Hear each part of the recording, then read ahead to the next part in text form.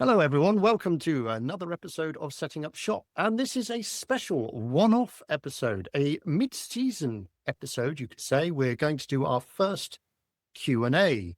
We have had three lovely listeners who have written in with lots of questions.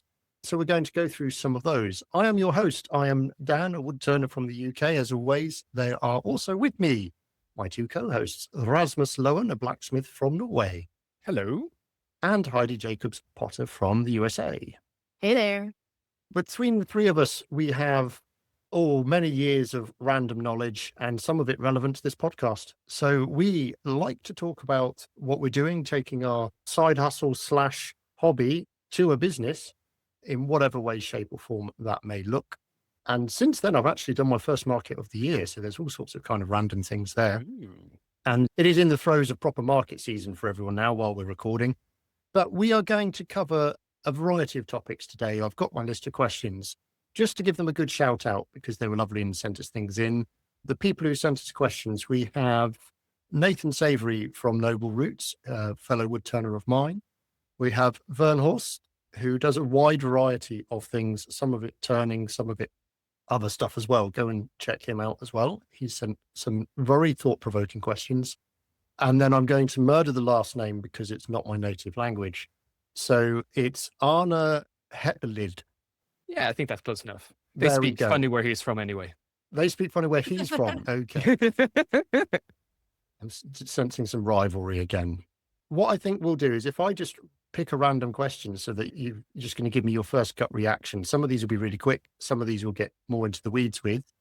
I'm going to start with a bit of an easy one.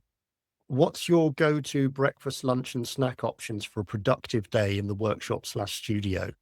I'm going to default straight away to Rasmus because food is secondary on his brain, third on his brain. The toss-up between food and dancing after blacksmithing is probably on his brain. Yeah. So what's your go-to breakfast, lunch and snack options for a productive day in the workshop / studio? So I default to being very Norwegian and just having a massive load of sandwiches with spread. For all three meals? For breakfast and lunch, yes. Oh, okay. And then I will often have like in between snacks of like trail mix and such in the forge. So on the heavy days, I'll be tossing things in the forge, running off, getting a few mouthfuls of nuts in my face. And then that sounds weird. And going back and forging more on. And then going home to dinner and we're moving right past everything and cooking whatever. Often it will be like a proper big ramen soup. If I feel like good about myself, want to treat myself, like chicken ramen soup. That's a good. Okay, so for everyone who is listening and you weren't necessarily aware, Rasmus is certainly the healthiest out of all of the men on this podcast because even his sandwiches just have spread in them. But okay, cool. That's your setup for a very nutritious, hard-working day. And given that you are full-time at this, that's clearly something you do quite often. Heidi, have you had enough time to think about what you would do as your motivational food, your brain food for keeping you going throughout the day? Yeah, if I have a big production day, I'm typically Ben is my chef. So Yeah. he'll usually make eggs and bacon or an egg sandwich in the morning and I'll have already started working by the time he's done this. So Right. then he'll be like, all right, you need to take a break and eat. So then I'll wolf that down. Lunchtime's usually whatever is on the menu for Carver. Okay. So it's typically like the cheap ramen, or he likes grilled cheese sandwiches or a salami sandwich with just cheese and mustard. Yeah. It's like a good break for lunch. And then dinner, I don't know, like it's usually whatever the family wants. It's not really predicated by my work in the shop because dinner time's usually. You don't have any snacks at all floating around the shop? I suppose it's a bit I'm messy if you... terrible at making sure that I'm eating. Unless Ben comes in and he's like, I've prepared this, eat it. I'm not good at taking breaks and eating. Interesting. I think it can be a bit of a creative thing. And I get the impression that Rasmus has had to develop routines and habits in order to make sure he does actually eat enough for his very physical life. And that's not just his job. Because for me, breakfast will be the standard no matter what I'm doing. Unless I'm on holiday, my breakfast tends to be a bowl of cereal. Mm-hmm. It's quite a large bowl, but it tends to be a bowl of cereal. I don't... Bowl. No, not quite. Yeah, it's not like Ice Cube and Friday. It tends to be that I don't have snacks in the workshop because there's dust and wood and things like that. And my workshop currently is right next to the house. So if I get hungry, I'll walk into the house and have something. But in all honesty, if I'm on a workshop day, lunch tends to disappear into whenever I've finished what I'm working on and my brain recognizes that I'm hungry. So Yeah. I'm a bit like you in that as well, Heidi, in that you're not really focusing on food. You're focusing, oh, I'll just get this done and then I'll get that done and then that will happen and then I can do this and then I'll have a break. Oh no, wait a minute, I'll just do this. But lunch can vary. If I've made a packed lunch, then it will quite often be a salad, but it will be quite a large salad with some form of protein in there, whether it's chicken or whatever, and a bit of cheese. Shall we break down the full salad? Let's go that way. So I'll normally have some lettuce, ice germ lettuce, lettuce as I like to call it, ice germ lettuce with some rocket, and also then some red bell pepper, a bit of mature cheddar cheese, some nuts and seeds, either chicken or ham or some other form of protein in there, a bit of cucumber. And that will be normally like your lunchbox sized box of salad. But then I will also have an apple, some form of oat based breakfast bar, and a 20-gram protein yogurt. And that's my standard lunch pretty much. If I'm at work, at the day job or away from the workshop, that would be the thing all the time. If I'm at home, I don't bother then putting the time into making the salad. I will just have sandwiches and variation of the other things. I don't have snacks generally in the house, particularly not chocolatey ones. Not because I don't like them, but the opposite, in that I will just eat the whole bag. I can't just have a selection of snacks available in the cupboard. No, I will get home, I will just take the bag out, I will eat the whole bag and then go, oh, that was a nice appetizer, I'll now have dinner. Oh, then I deserve a pudding or dessert, so I'll go and have another bag. So I try not to have that kind of thing in the house, and then just really abuse the privilege when I'm out for a meal or such a thing. Evening meal will vary. So like tonight, it's podcast night, so it'll probably be a pizza later on. But other than that, it would normally be some form of casserole, or what did we have last night? Tuna pasta baked last night, various things, standard meal. So that's the first question. Now everyone knows a lot more about us and is probably very hungry. So you can pause now and go and get yourself a snack. Email us in and tell us what you've eaten and where you're messaging from. For those of you who want to have more in-depth conversations, don't forget there will be an after show on our Patreon available at the end of this. So you can tune in, make a small donation and listen to all of the extra after show content, and maybe share some snack news with us there as well. So next question then. Oh, that one's going to generate a lot of conversation. Your best and worst tool purchase. Should we start with worst tool purchase? Rasmus, we'll start with you, given you buy a lot of tools anyway, but I'm assuming that this is based around tools you've purchased for yourself with intent to use and then realized, oh, that doesn't do what I want it to anyway, or it's broken instantly. I think it might have been, at least the first thing that comes to mind is when I bought a nice fancy plasma cutter years back. Spent a lot of money on a really nice one. Hardly ever used it. Okay. Oh, no. You still have it? I still have it, and I still have ideas and reasons for why I want to keep it and use it for things. I've had it now for probably 7 years, and I might have used it 5 times. Granted, it has saved me a lot of time those 5 times, but not enough to warrant the sticker price of buying a plasma cutter with a self-contained compressor in it. So that one-handy little unit. And I, of course, bought one that can do 16 mil sheets of steel or something. Yeah. It's a decently beefy one. But yeah, I just never really got into the habit of using it a lot. And I never learned how to use it properly. I just blast away and I consume all of the tips. And it cuts. Yeah, I think that's my worst one, just because it was a lot of money and it was not worth the investment. I probably would have been better off just using an angle grinder for most of the cuts. Okay, that's a good example. Heidi? Early on in our makery, I bought us a forge, a little gas forge, and it's that's not a bad purchase. Twice. I primarily got it because I wanted to be able to mix some forged work with my pottery. But also I wanted to get it for Ben for our anniversary. I figured it would be a good opportunity for both of us to expand what we do and can do. But I think it's been in the shed or it's been in the garage and we never really found the right place to do it. And then we're not in the city, but we're in an area that there's a neighborhood right behind us. So there's some timidity as well. Okay, if we spend money to set it up and then people complain, that's banging on metal. Maybe it's not the best thing. And the thing is, we took the time, we went and learned how to make our own tongs, and we took a bunch of courses at this forge in Johnstown.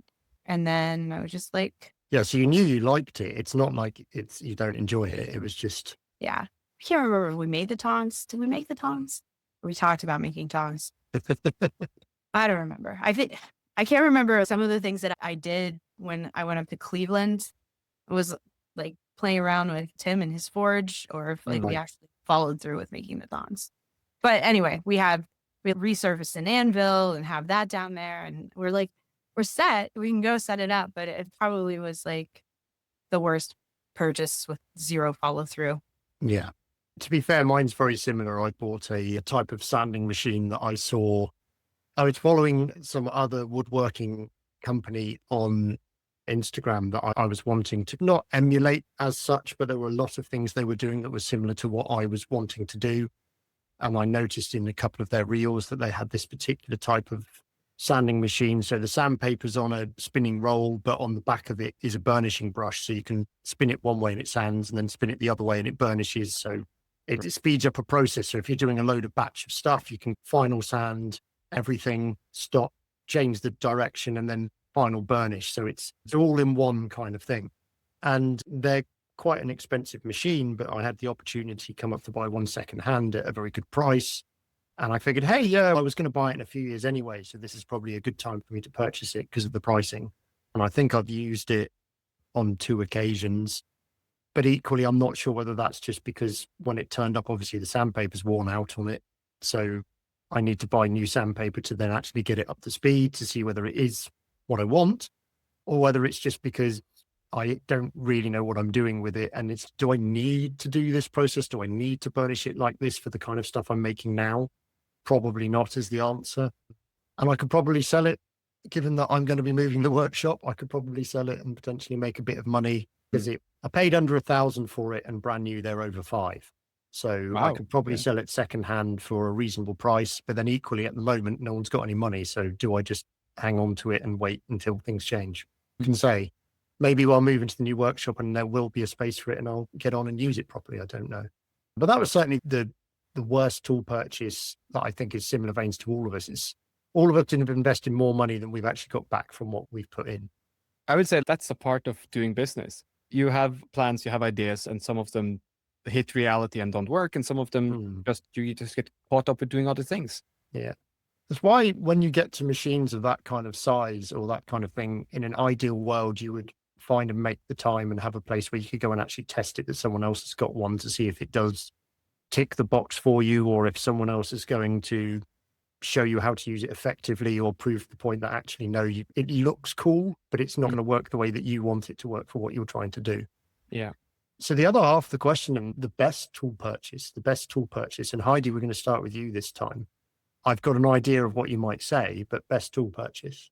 Well, aside from the wheel, obviously, I'm going to say my best investment is this slab roller behind me. That's exactly what I thought you were going to say. Yeah, I think we talked about it in an episode previously about like best tool to improve your workflow. Yeah, was the topic, but it still stands as one of those things that I really wish I would have had the room to have one sooner. Some of the work that I do, or most of the work that I do, requires me to put these medallions on mugs. And historically, I had this little hand rolling slab maker thing, and it was I'd get maybe an 11 by 17 sheet of flat clay, and I could only adjust it so much because it used these shims. Yeah. There's like cardboard shims that you put through, and getting consistent slabs and not wearing because when you do slab work, clay has memory. So when you pull the slab out, you don't want to be like manipulating it too much, because then it'll get all wobbly and stuff. So having a bigger table to work off of just means I have more stability with my slabs, so that I could open up my work to doing plates and trays, which you saw me do this year with the Pittsburgh icon trays and the maps and everything. So, not only did it help with my production issues, but it also opened me up to a better product offering because now I had tool infrastructure to meet that demand. And when it first came, it's so big, I was like, holy fuck, it's going to take up so much space in my studio. Yeah. But it's like a hardy workbench too. When I need to be standing and working on a table and my slab bench is covered with clay or whatever, I can just move over there and do some finishing and glazing, which is super nice. So, although it's big and bulky, it proves to be one of the better tool investments that I've made. Yeah. Yeah, no, I can understand that. And anything that's got a horizontal space on it in a workshop will end up getting used as a table or whatever. Yeah. At some point. Absolutely. Go on then, Rasmus. What's your best tool that you bought? Power hammer. And moving on. It's like what Heidi describes, except I think it has impacted my business so much more because instead of me having to hit it manually every single time, every single day, I have a machine that does it now. It hits harder, faster, and doesn't get tired the way I do. Yeah. Yeah. It's not even 5x my business. It's probably closer to 10x what I can put out as soon as I got the tooling for it and the process down, because it enables me to do so much more. And I mean that both in the size of things and how much I can do each heat, but also just how much I'm able to do in a day because I don't need a break in between heats. I can have multiple pieces in the fire at the same time and just pick one up and go to hammer and throw it out and then toss it aside and pick the next one up without having a break in between. Yeah. So it's just, it's an absolute game changer. Yeah, no, I can understand that. Absolutely. Mine would probably be my vacuum chuck because I got that relatively early on for anything else. And that really made a difference because it meant I could easily turn plates without having to have something stuck on the back of them or wasting timber or whatever else. And it's something that kind of I've grown with its use as my skills and abilities have changed. And I do find myself going, oh, can I use the vacuum chuck for this rather than something else? Because I like using it. Can you describe what the vacuum chuck is? Well, yes. So a vacuum chuck, basically on a wood turning lathe, chuck is a mechanism that is used to hold some things on the lathe. Not every time, but if someone is making a bowl, it's basically the chuck is a circle of metal that screws onto the lathe, and then at the opposite end of it, it has a series of jaws that will expand and contract to grip or expand inside of shapes that you have made. So it will hold things very securely so that when it's spinning at 1,000 revolutions per minute or more, and you introduce sharp steel to it, hopefully the piece of wood doesn't then decide to depart from the lathe at a rapid velocity towards you. A vacuum chuck removes that element completely, because the issue with a normal chuck is you need to have part of the piece you're turning that is either got a small hole in it for the jaws to expand into, or an extra tenon or lump of wood sticking out the back for the jaws to grip onto, which then takes extra process because you've got to remove that tenon or decorate it or sand off the gap or do something else to the base of the piece. Having a vacuum chuck, it allows you, there's basically a chamber that screws onto the end of a regulator. There's a little pump that starts. And then if you put a piece of wood over the end of the chamber, it finishes forming the end of the chamber, creates a vacuum. And then this is completely the wrong word scientifically to describe what's happening, but it's the easiest way to understand it. It sucks the piece of wood onto the end of the chamber. Yeah. Which then means that the thing that is holding it there is negative pressure. Pressure is holding it in place. So there is you can have a completely flat base to something, and it needs to be completely flat. You can't have any gaps around the edge of where the chamber is going to be. So you can hold a piece of wood on that's completely flat on that base, turn the entire shape that you want, whatever that may be, and then take it off and that base is still completely flat.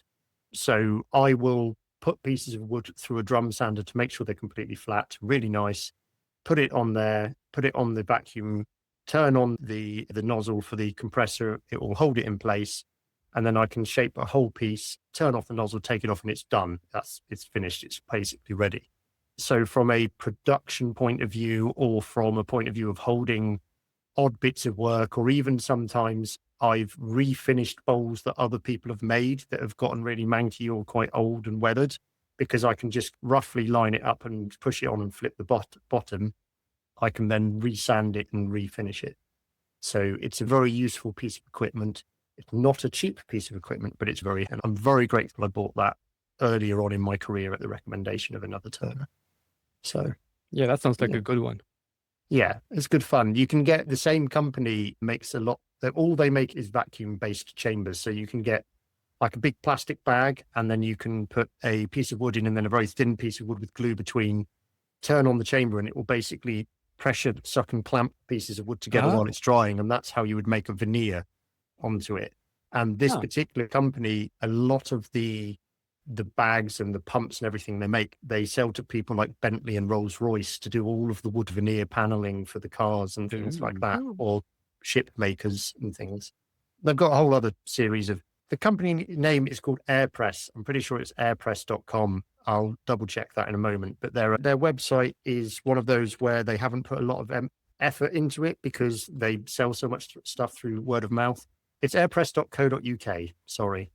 But anyone interested in looking at their stuff, it's great fun. I recommend the chuck. They're used by a number of professional wood turners, and they've got some other cool stuff there as well. Okay. Next question then. Oh, there's so many to choose from. Bern, you've put in quite an in-depth question. I'm not going to ask it in this episode because I think what we want to do is actually cover that as an entire episode. Over. Yeah, so please don't be upset that we're not answering your question now, because I think we want to give it proper amount of time and go into that separately. So we're going to go to a different question, and this one could also span quite a bit more interesting conversation. We're going to ask the question, if you could change one thing in your industry, what would it be and why? So a double question in one. Hands up, who wants to answer this one first? Everyone puts their hands firmly in their pockets, steps away. Rasmus was in the military. He's well used to not volunteering. So by that, what I mean is he's just put his hands up behind his head, which he should realize means in the military, he's just volunteered because he moved. Rasmus, if you could change one thing in your industry, what would it be and why? This would change the laws of physics, but it would be really nice for it not to be so bloody hot during summer. So not to be not so hot during summer is okay. That's fine. We didn't say it had to stick within the parameters of actual reality. Okay. No, honestly, that's the first thing that comes to mind now when summer is approaching and we have 20 plus degrees in Oslo and things. I don't want to fire up the forge and come close to 40 inside and high humidity. I don't want that. So what I love about that response is you don't want summer to be hot because it will make your life awkward. But what you didn't consider was you want to be able to just not feel the extreme heat, which would be useful all year round, no matter where you are. Yeah, I am aware of that. And I sort of ignoring all of laws of physics and such. Yeah, it doesn't work. I can't do that. But I have actually ordered myself an induction forge now. So hopefully soonish I will be able to play with that and not have the propane just spew out heat and moisture. Yeah. And on hot summer days, I can actually still enjoy doing work and just use hydroelectric instead. Nice. So someone's clearly sold some more of their stuff recently if they've gone and ordered themselves an induction forge. No comment. Or they got a new credit card. One or the other. Heidi, if you could change one thing in your industry, what would it be and why? Oh my goodness. I wish that kiln companies made more different types of kilns.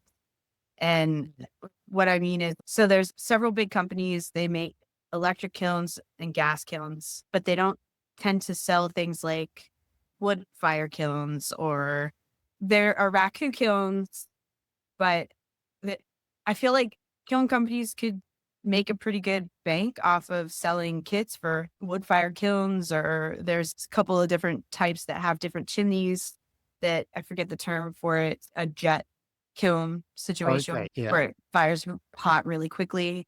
There's a thing in ceramics where everybody takes a lot of pride in that they make their own tools, and they they know how to do things themselves. They can make their own kilns, they can make their own whatever. But I think for those of us that don't have the time to learn how to do all of those things, and we just kind of want to pay a company to send us all the stuff. I'm sure they're out there. I just didn't do a whole lot of research because it's a dangerous place for me. But like the main companies, I did look into this offer this type of kiln, or do they have these things, or do they sell plans even to like, build these things? Do you think part of that's the culpability aspect of if they sell a pre-made kiln that is a standard thing that runs off gas or electric, there's less things that could potentially go wrong due to human error, and therefore less chance of them having someone who's injured themselves trying to sue them? Maybe, but I feel like there's paperwork. Like you can just have people sign and say, there's other companies that sell ovens and sell pizza making. Yeah, that's true. Yeah. I think that's one area that maybe it's just I need to do more research, but I really wanted to find a company that sells a small one potter wood fire kiln. Yeah. That'd be kind of cute. Yeah, they have. So when I was in college, I used, it's called an Atagama kiln. It's a Japanese wood fire kiln. It's brick and kind of looked like a big slug. The shape of it is round and deep, and it takes an entire army of people to fire it. And friends of mine just built one out in the mountains here, and they're planning on building another one. But again, it takes a whole team of people to manage them. See, I really want to say, has anyone tried firing pottery, not potty. Has anyone tried firing pottery in an uni pizza oven? I don't think it gets hot enough for long enough. So often you stack it up, and how hot do you need it? This is the opening for the uni pizza maker. Yeah. How big are your?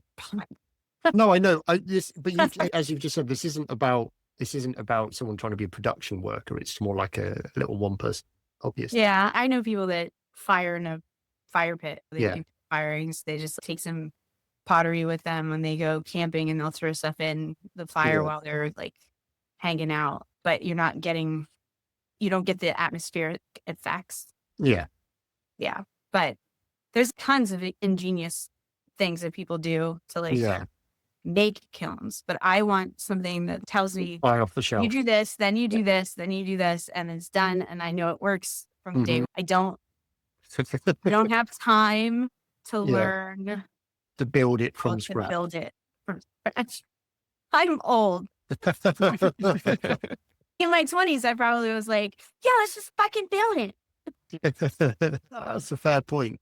Point. I think mine's a bit broader in some ways. It's not about changes in tooling or technology or anything like that. The thing that I would like to change about my interest in my industry more than anything else is probably a level of knowledge and respect for it. Very few people, certainly in this country, are aware that it exists. I spoke to someone recently and they said, "What do you do?" And I said, "I'm a wood turner." And they said, "So what's that?" Fair enough. So I showed them some pictures of what I did, and they said, "That's great, but I still don't understand how you've made that." So you get to the point where you're going, how far does this conversation go? Because I wasn't in my workshop. So just come and watch me make something or whatever, or I'll show you a video but beside that, those people who are aware of it see it only as the realms of retired old men doing it, because it does tend to be a hobby that people take up when they are retired, and is a heavily male dominated area, which is frustrating because women tend to be a lot better at it than men do. And so for me, it would probably be the greater awareness of the fact that it exists, whether or not it's seen as an art form, it's seen as a hobby, it's seen as a industrial process, whatever it is, the fact that it exists at all, I would like to raise its awareness. And the second one being is the respect for it as being seen as something more than just the memory of going to a craft fair in your village hall with 6 fold-out tables and some old guy sat behind a table selling bowls at £5 each that haven't been made very well because he's only just started. And there are groups around the country and in America and other places that are actively trying to promote the craft, but they don't necessarily have the resources. They don't have any full-time members of staff. They're all charity-based or volunteer-based. There is no kind of incentive for people to invest money to try and promote it, because those people who are trying to promote it are wood turners who are trying to make money from it, and it's not necessarily very well paid. It's a bit of its own worst enemy in its own kind of cycle of it will get so far. I think there's a greater awareness of it now through social media, and people might have seen a lot more pictures of things and not realized that that was wood turned or made on a lathe or whatever. I get a little frustrated that a lot of that can get overshadowed by some of the things some of the more popular hobbyists will do on YouTube, who are better at getting seen and going viral than they are at actually being a wood turner. And they may or may not do things not necessarily dangerous at all, but they might promote bad habits, or they might promote working with materials that aren't always the best to work with for that project, because it helps sensationalize and adds risk in order to drive up view counts and things like that. So yeah, I think that would be my thing, is a greater understanding and respect for the craft that I'm trying to do and go forwards. And that is actually potentially something I can help achieve, but who knows? We will wait and see. At least it's more realistic than me changing laws of physics and how heat works. With some of the things that the leaders of this world around us believe can happen, I don't think you're that far away, Rasmus. We've got to find the right lab in the right country somewhere, and we can probably do stuff. I'll see what I can do. In the Matrix, they scorched the sky to block out the sun. So why not? Why not? In China, they're putting data centers in the ocean. So you could put a forge underwater in one of those facilities, and then you'd have cool air all the time. No, Because how do you get this smoke out? What about a cold fusion forge? How would that work? Should we explore that, or is that interesting? Okay. Next one. Do you have a white whale project, the one project you dream of doing one day, a thing that you've always thought, oh yeah, I really want to do that when I have the time, or when I've got the skill set, or when I've got the right tools? Heidi, we shall go to you first. Sure. White whale project. This is where she says she actually wants to make a full life-size white whale, and it's only the size of kiln that's holding her back. Yeah. A butter dish would be really great to With a yeah, I made one. It turned out okay. yeah. Gosh, I'm not sure. I always want to work my way up to having more assemblage sculptures on my vessels and get better at doing that and go bigger with the vases and things. I don't think I have the vision of what the end goal would be. Just like I would like to be able to incorporate more of my sculptural work into my vases. Yeah. I wouldn't say like I want to make a canoe. Like some woodworkers are like, that's the epitome of knowing that I've made it as a woodworker, is that I can make a canoe and that I can sit there and I can glue thin strips of wood together in the right order and then carboxy. Yeah. Yeah. I remember that was like one of the things that Ben was telling me that they did in school. Oh, really? Once you reach a certain level of schooling within the carpentry school, you got to work on making a canoe. It wasn't that you were working on the master's canoe for him that he can be bothered to make himself. No, it was they auction off the canoe after that class finishes it every year. So it was like this big thing. But I don't think he got to work on that because he quit too soon. Okay. Rasmus? I would love to have like yes. No, so yes, that too. Like I talked about this a couple of episodes ago, like an intricate all forged combinational strong box with hidden levers and keys, and you need to like twist one way and twist another way and pull and notch things and all of that, which is probably a couple of year long project in itself. But also next to that, I have this silly dream of not doing cosplay per se, but going, oh, that fantasy bit of armor, like a full suit of armor. I want to make that. Yeah. And it's nothing like really concrete. Nice. It's just the idea of just saying, so I'm cosplaying as the Black Knight from Monty Python. I have the full suit of armor. I made it myself. Instead of using foam, it's all metal. I sound like a tin can, especially when I fall over. Like things like that, or make some of the dwarven armor from The Hobbit or something like that. Because there's something about the shapes and the just trying to understand how like sheets of metal fit together into clothing, basically. Yeah. No, I can understand that because that's a whole other realm of metalworking, leatherworking, armor making is completely different, isn't it? Yeah. Yeah. Yeah. No, I can see that. I kind of a white whale thing for me would be to, yeah, I've got two. If we're talking white whale, then we're talking like the thing you dream of doing, isn't it? Not ones that you've just got to get good enough to actually do it necessarily. Mine would probably be to be commissioned to do something for a famous person, and not like indirectly some third parties ask you to make something and then you later discover it gets given to a famous person. It's no, like literally this person through whatever reason has discovered you, not because I'm like an artist and they appreciate that. They just go, oh, hey, I need this thing being made and it'd be appropriate. And I think that would be cool. And when we say famous, obviously there are levels to fame. So, maybe this would be you start at the lower rung and you work your way up. Entirely possible. Who can say? Or randomly have Shaquille O'Neal show up and go, I need a breakfast cereal bowl. I mean, I size feel like I would need the biggest blank I've had. But yeah, absolutely. If Shaq's listening, that's always an option. It's a bit weird in the sense there is an actor who lives locally to us who he's the kind of guy who's been in a number of films people will have seen, but they won't remember his name. And I think I've showed it to you before anyway, Rasmus. They won't remember his name or like what he's from, but when they see his face, they'll be like, oh, that guy. Yeah. And it's that kind of thing of if you made something for a person, then because he's been in the shop a number of times, he like occasionally does DIY on his house and stuff and asks advice.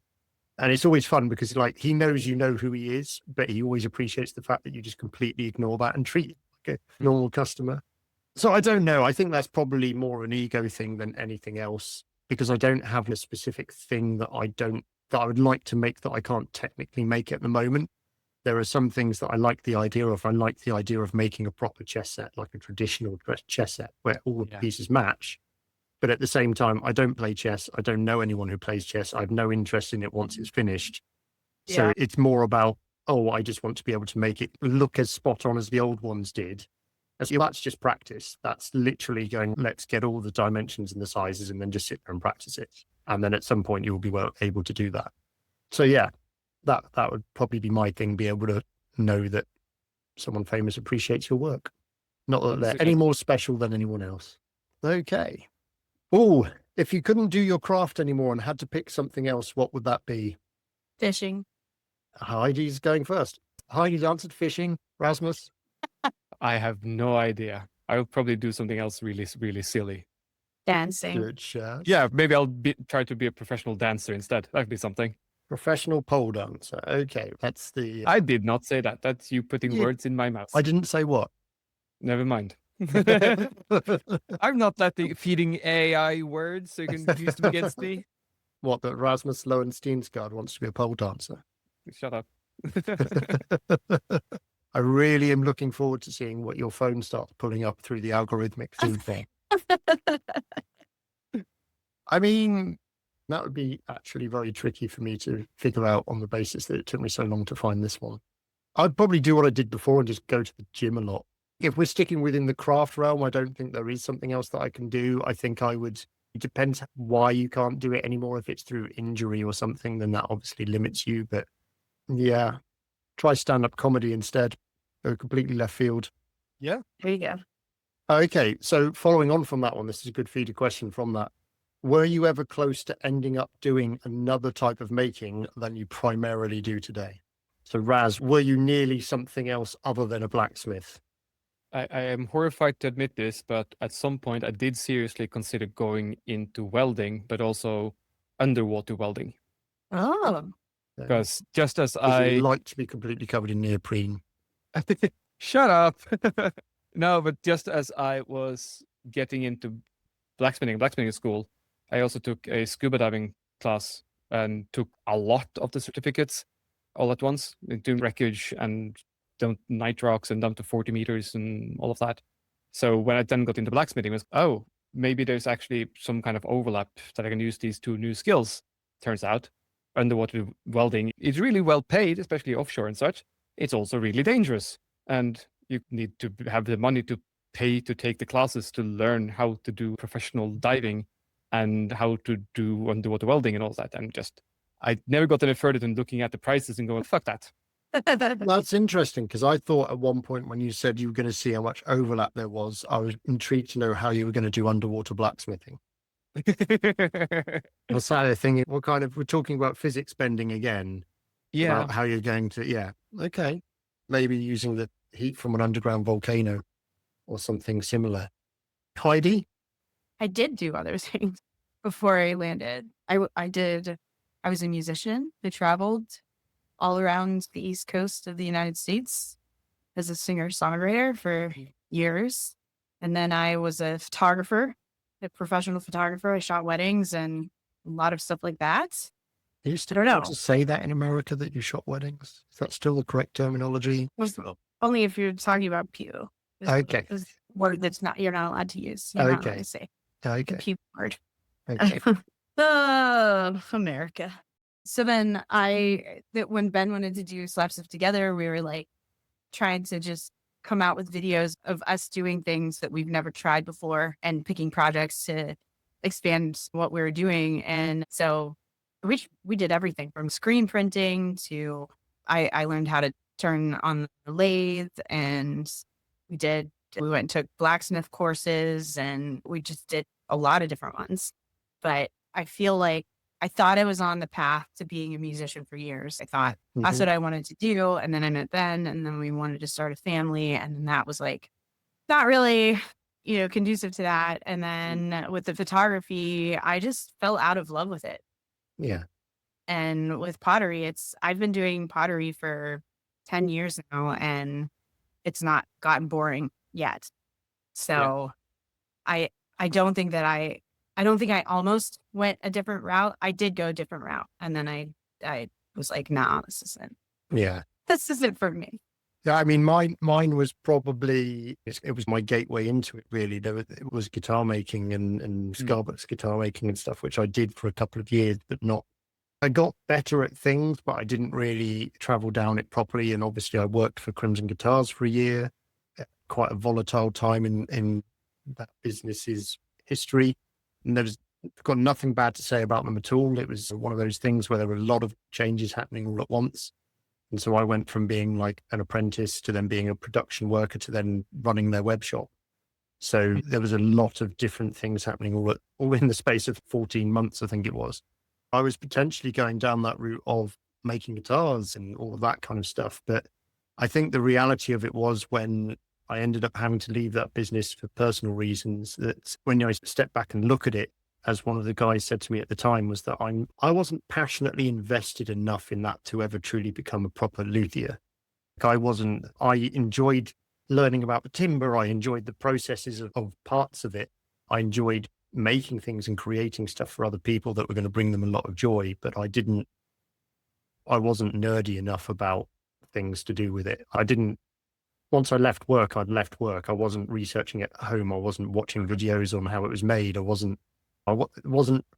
Mind you, back then that was over a decade ago. So I wasn't really present on Instagram or anything like that. It was very much a case of, I went there, I spoke to the other people who were there, we made stuff, and then I went home and then went to the gym. It wasn't my consuming kind of passion for it or anything like that.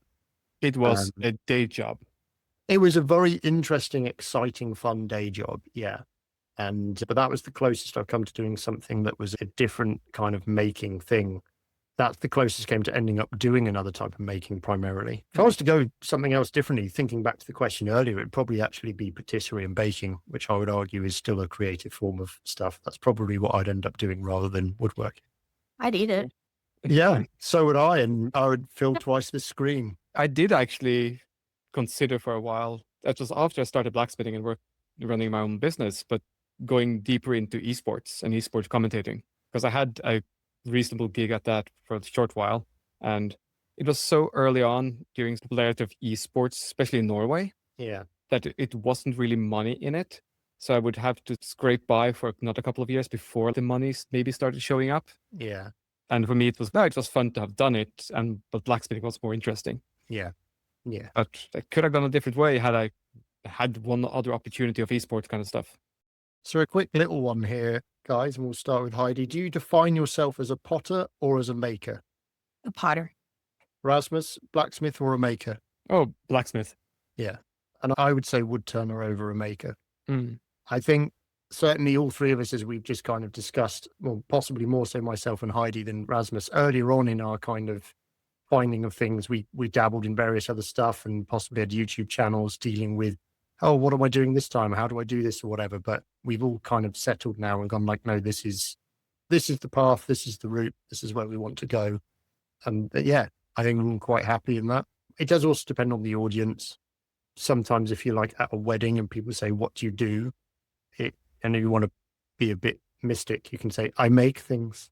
Oh, I make Yeah, unless you're Rasmus, in which I'm a case maker of things. everyone will always find the answer blacksmith sexy, and they will almost all of them immediately say, oh, I like shoeing horses. And I'll tell them to fuck off. Yeah, exactly. You can do anything, but you can't do everything. Is that true or false, Rasmus? I consider that true. Okay, You always, Heidi? you always need to prioritize something. Yeah, you can do anything, but you can't do everything. True or false? False. Okay. Doesn't mean Round you do two, it well. fight. You can. You can do everything, but do you do it well is the issue. Oh. You know, there's people out there that never get a mastery of anything because they're too busy trying to do everything. And they Yeah. do everything kind of half-assed. There's an old sort of saying, certainly in the UK, of those that can't do teach. And it's normally followed up by other people who say, and those who can't teach become sports teachers. But, you know, that's a whole other conversation. Oh, And I find that a fascinating conversation because I've met some really, really bad teachers and I've met some really, really good teachers. And some of the really, really good teachers aren't necessarily great at the thing they're teaching themselves. And some of the people who are really good at the thing themselves are really not necessarily good at teaching it.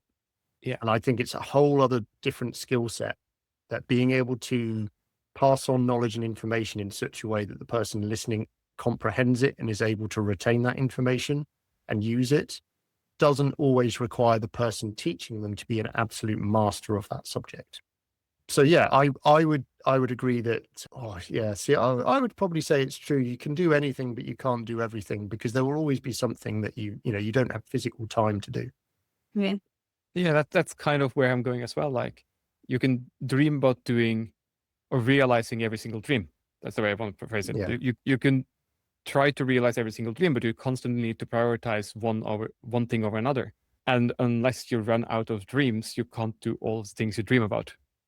Okay, this is getting way too philosophical near the end of an episode and near the end of an evening. Mm. I nearly did a Steve and completely fluffed the word philosophical. Physiological. Where does philosophical some? Snuffleupagus. It's getting way too snuffleupagus for this time of the evening. Mm. Absolutely. With unlimited funds, what would you do making wise? Get a crap ton of tools, a gigantic workshop, or something completely different? All of the above. Do you do something completely different and get a crap ton of tools with a massive workshop? Yes. Oh, Yeah. I would definitely have bigger workshop, and I also definitely would be buying a lot more tools, because now I have a bigger workshop to fill, Yeah. and it's more fun that way. So here's a genuine question for you, Raz. Mm. Okay, let's say you had unlimited funds, so you don't need to make things to sell, Mm. right? Would you make things for pleasure, but still buy and sell the blacksmithing stuff and do the teaching? Or would you just make things for yourself? If I tomorrow end up magically just having enough money to live by for the rest of my life, I would probably keep running the business more or less like I do, but I would try to stress a hell of a lot less. So I would still do the teaching. I would still take on some commission work. I would still do product development and batch runs of products for sale. Yeah. And I would still buy and sell tools, more because now I kind of feel like that's my contribution to the craft, to do the teaching and supply new people with tools to bring the craft forward and keep it alive. If you'd asked me this when I first got started, I would probably just be one of those really annoying rich kids that is playing around that craft and not really understanding anything at it, because I wouldn't have the money as a driving force and motivation to get better and get good at something. I will just tickle steel with a hammer and then see what happens. What I find fascinating about that Raz, is I really enjoy that answer, but nowhere have you said that you would set aside the time to actually finish your book. Fuck off. Yeah, I weren't thinking about the book. I'm a bit too caught up in the stress now. I market appreciate. and all of it. It was mean of me to say. Yeah, no, it's fair.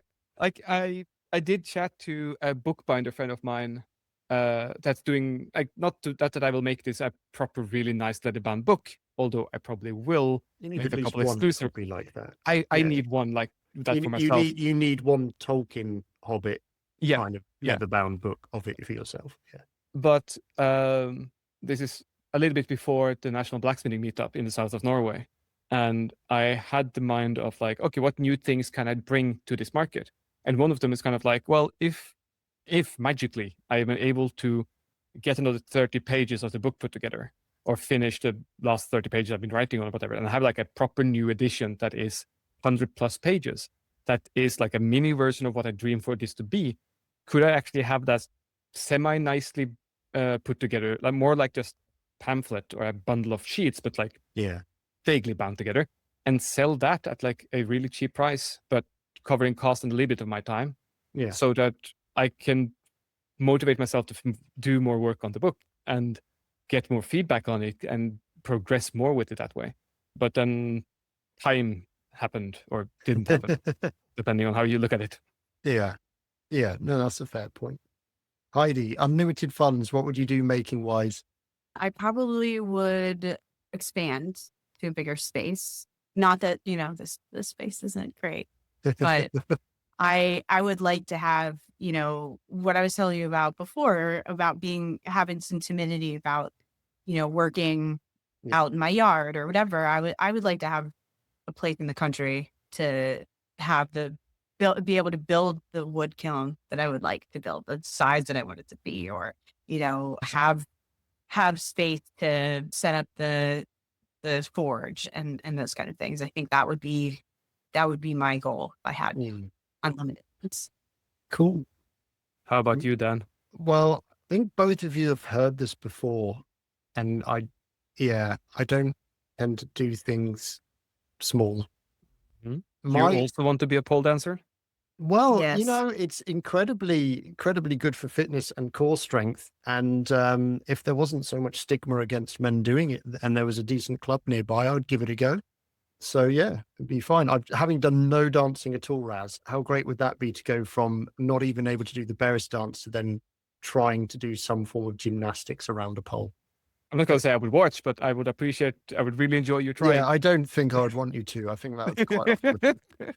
My unlimited funds dream is to buy a farm with a decent sized like yard and stables, a nice big old farmhouse. And the concept behind that would be to make all of the stables into workshops that would then be available to makers to start up their own businesses from, where they would then pay literally just power and utility bills. So they get a set period of time of, let's say, 3 years. They've got a real opportunity to make a go of it.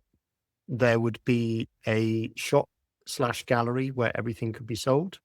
I would also have an on-site accountant/financial advisors and an on-site marketing team, so that all of that element of it it can all be taught, it can all be discussed, it can all be helping them actually make their own business with experts that they're not having to worry about paying for, so that they can then focus on their actual craft and finding themselves in their business side of it. But the other part of that, which is a bizarre thing that people I don't think always necessarily get, is that the farmhouse would actually be a retirement home for makers who are now too old to be able to make things and need somewhere to live, but they can totter out and sit next to the forge of the young guy and kind of discuss the way they used to do things, or kind of like maybe still have a go every now and then if it's safe kind of idea. And so that it's this kind of grassroots community, very much from beginning, fully supporting them back through to like taking care of those who have gone before and all of that kind of stuff.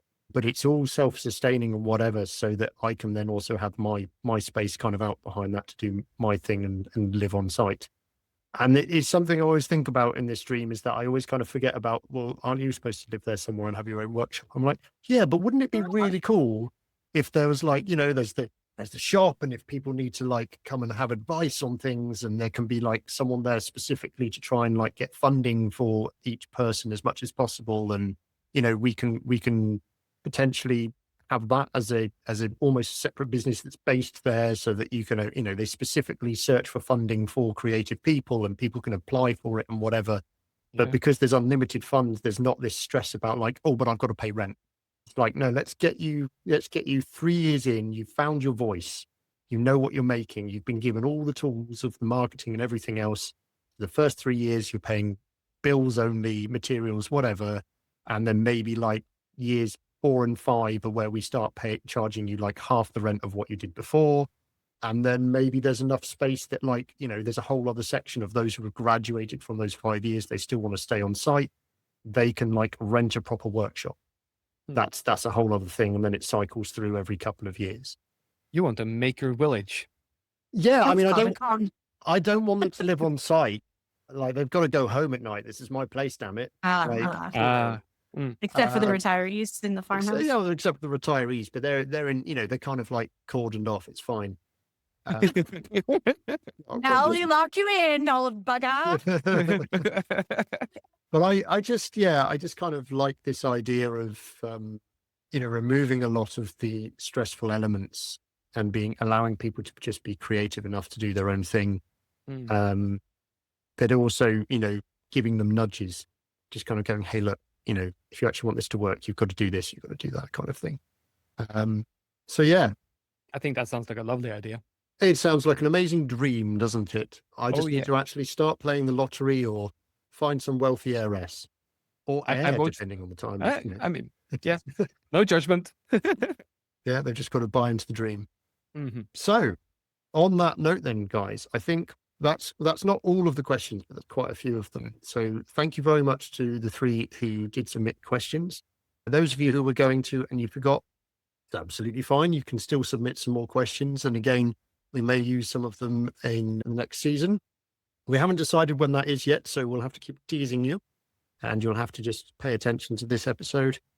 And maybe, just start listening again from the beginning. Those of you who want to support us, but understandably can't afford Patreon or don't wish to spend money on Patreon, whatever the reasons, that's absolutely fine.